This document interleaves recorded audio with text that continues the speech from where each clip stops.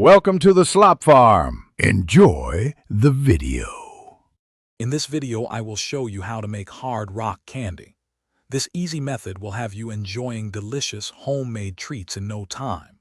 First, gather your simple ingredients: 2 cups of sugar, 2/3 cup of corn syrup, and 3/4 cup of water. You'll also need a candy thermometer and a heavy saucepan.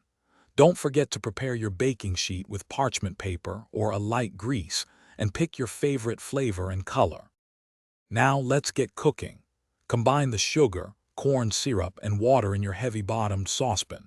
Stir this mixture constantly over medium heat until all the sugar completely dissolves.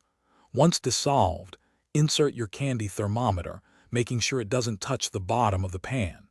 Continue to cook the mixture without stirring until it reaches precisely 300 degrees Fahrenheit.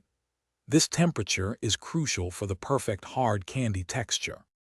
Once your candy mixture hits 300 degrees Fahrenheit, carefully remove the saucepan from the heat. This next step requires quick action.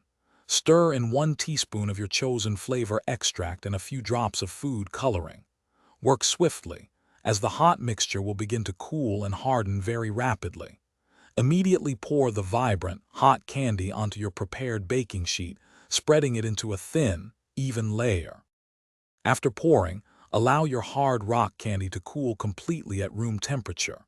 This usually takes at least 30 minutes, ensuring it becomes perfectly brittle. Once fully hardened, gently lift the candy from the baking sheet. Now for the fun part.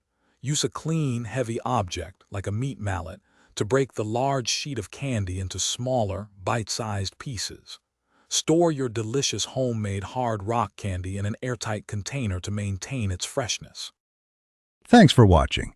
Consider subscribing if we helped you today.